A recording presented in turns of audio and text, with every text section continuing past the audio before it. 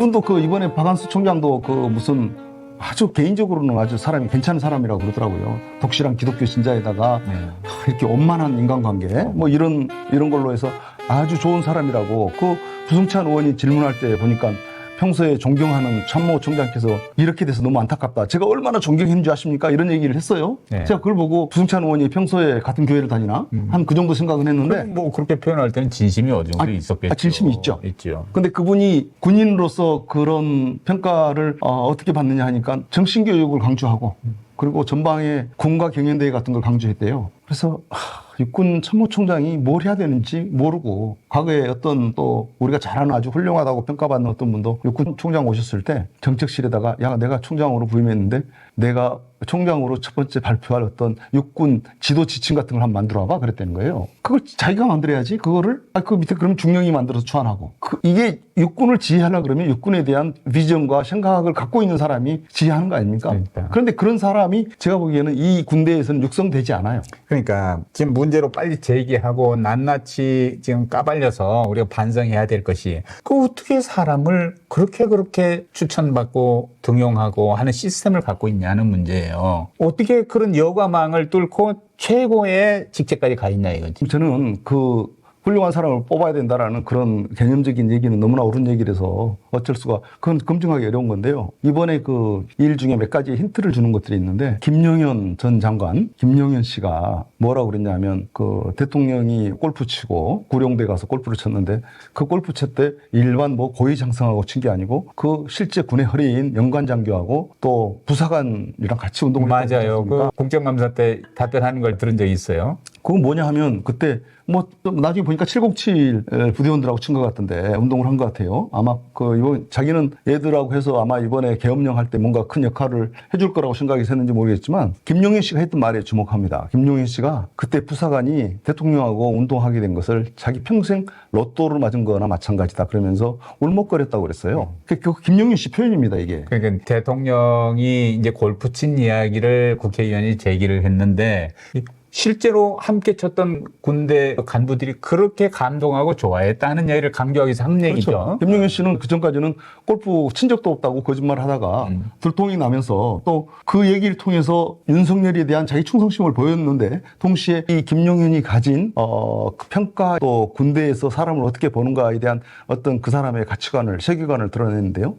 그 이후에 어떤 일이 있었냐면 계엄 직전인가요? 윤석열 대통령이 곽종군 특전사령관에게 직접 전화를 했다는 거 아닙니까? 그렇죠. 잘 준비하라. 그리고 끊자마자 바로 김용현 씨가 전화 와서 첫 번째가 놀랐지 였다는 겁니다. 왜 대통령께서 놀랐겠습니까? 직접 이렇게 전화할 줄 몰랐었지? 왕께서 저 황제가 저 밑에 있는 저 계급이 낮은 너희한테 직접 전화할 줄 몰랐지? 그 부사관은 그러니까 눈물을 흘려야 되는 거고 김용현이 입장에서 보면 그 부사관은 눈물을 흘려야 되는 겁니다.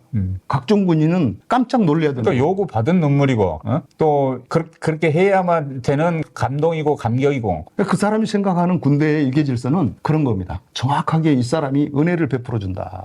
제가 그분하고 같이 근무를 해서 하는데 정확하게 그 사람의 세계관입니다. 이 사람이 주는 것을 황송해하고 그리고 오로지 이 사람을 위해서 절대 충성. 이번에 경호처도 절대 충성하면서 대통령한테 시범도 보이고 그랬어요. 그래서 우리는 대통령께 절대 충성한다는 구호를 써놓고 시범도 보이고 그 앞에 앉아서 윤석열 흐뭇하게 앉아있고 그 군대에 지금 이 순간에도 그 경호처에 있던 애들이 무슨 그 수사받는 거 체포 명령을 받아서 이를 집행하려고 하는 법의 집행을 회피하고 있지 않습니까? 왕이죠, 왕. 황제가 돼서. 그런데 김용현 입장에서 보면 어떻게 왕을 체포하냐는 거죠. 그런 사람이 군의 삼성장군도 됐고 참모총장이 되려고 노력했다는 거 아닙니까? 그게 될 뻔했어요. 그러니까 우리 군이 정말 무엇을 위해서 존재하는가 또 어디로 가야 되는가 하는 측면에서 지금 이번 사건은 정말 치부를 낱낱이 있는 그대로 드러냈다고 볼 수 있어요.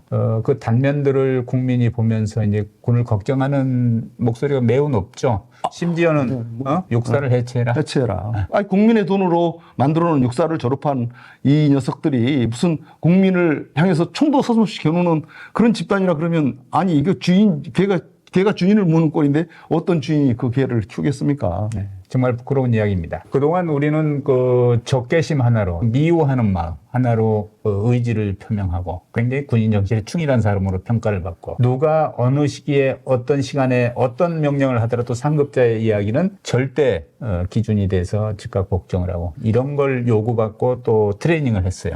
또 그 기준에 부합된 사람을 발탁을 했어요. 그 말씀하신 것 중에 이제 그 트레이닝, 그 말씀하셔서 우리가 적개심은 훈련되지 않는다는 겁니다. 예를 들면 우리가 북한을 미워하라고 계속 반복해서 얘기한다고 해서 적개심이 생기는 게 아니고, 오히려 적개심은 자기 동료가 자기 거를 뺏어갔을 때 생기거나 자기 감정을 직접 건드렸을 때 생기는 감정의 문제입니다. 그거를 군대가 집단적으로 앉아가지고 적개심을 못 갖췄다고 그러고 하다 보니까 말이 안 되잖아요. 그러니까 적개심을 애국심으로 나중에 포장했어요. 그래서 애국적인, 사명감이 넘치는 애국적인 군인인데, 영국에 이런 말이 있습니다. 악당의 마지막 도피처는 애국심이다. 그래서 인간에게 애국심은 평가할 수 없는 요소인데, 야, 그거 멋있네.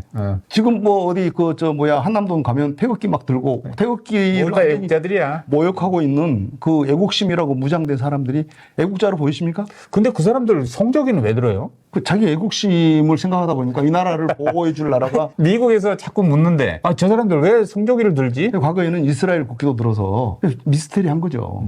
이 사람들은 왜 이럴까? 그런데 그 사람들이 지금 목소리를 드높이면서, 지금도 제가 여기 오는 길에 봤는데요, 그 사람들이 상당히 세를 형성하고 있습니다.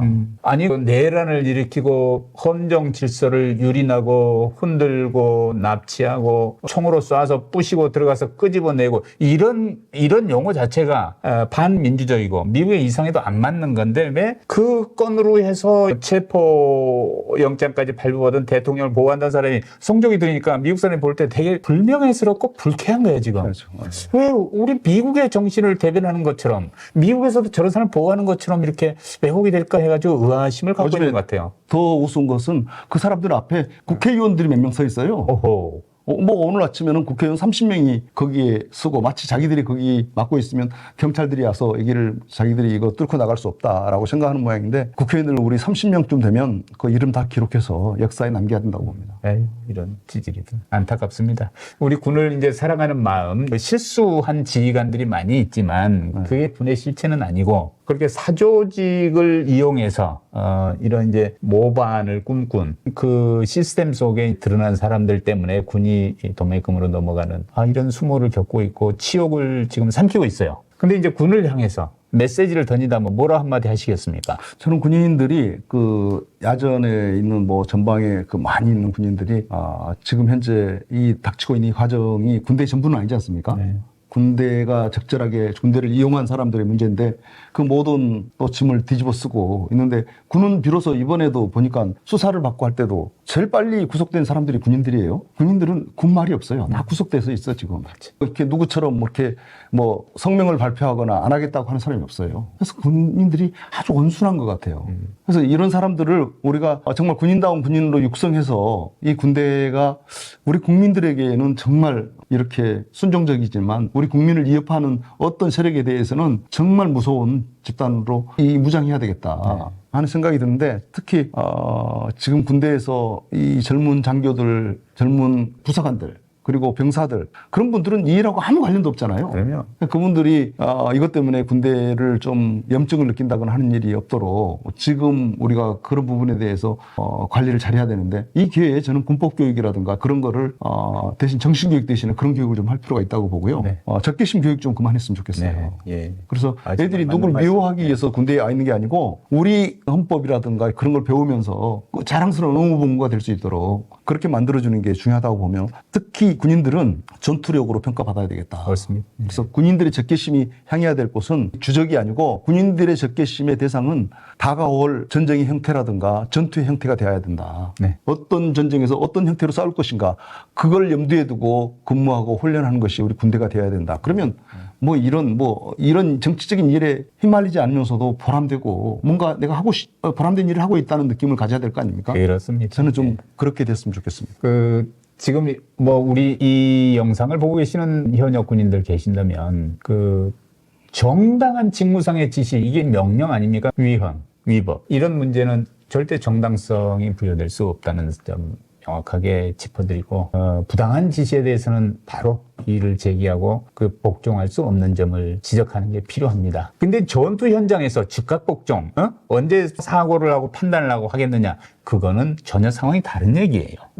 그럼에도 불구하고 항상 우리는 그 위헌 여부, 위법 여부, 규칙에 어긋나는가 여부 등을 늘 잘 살펴서 정당한 직무상의 지시에 바로 복종하고 이행하고 하는 생활을 해야 되겠습니다. 대부분의 그 전투부대에서 일은 다 그런 헌법 체계 내에서 이루어지기 때문에 그러니까요. 그럴 일이 없죠. 네. 그런데 오히려 요즘 군대에서는 이렇게 젊은 세대가 자기 의견을 강하게 주장하기 때문에 뭐 이렇게 초급 간부들이 리더십에 어려움을 겪는다거나 이런 게 많은데 리더십이라는 게 원래 힘든 겁니다. 네, 맞아요. 리더십이라는 게 타인을 설득하고 시간을 갖고 기다려야 되고 인내가 필요한 것들인데 우리 군대에서는 뭐 즉각적인 복종 이런 것들을 강조하다 보니까 그런 순간이 필요하죠. 그렇게 즉각적으로 몸이 먼저 움직여야 되는 순간들이 있을 때는 거기에 맞는 훈련을 해야 되지만 그렇지 않은 경우에는 서로 토의하고 상대편 의견을 듣고 참고 인내해야 되는 이 과정도 중요한 조직 생활과 리더십의 저는 일부라고 보입니다. 네. 이번 12.3 비상계엄 사태로 입계된 지난 한 달간 입계된 한국의 피해가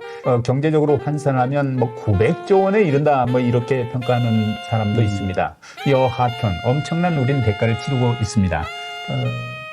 빨리 수습하고 정상적으로 이 위기를 극복하고 세계 모범국가로 다시 한번 도약하는 계기가 되기를 바랍니다. 이렇게 나오셔서 고맙습니다. 고맙습니다. 자주 말씀해 주십시오.